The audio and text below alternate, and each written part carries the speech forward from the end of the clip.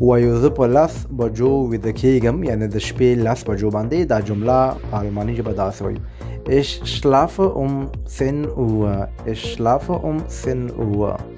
بیا وایو زه په 7 بجو له خوبه پاڅېږم، یعنې د سهار په 7 بجو. دا جمله په الماني ژبه داسې وایو: Ich wache um 7 Uhr auf.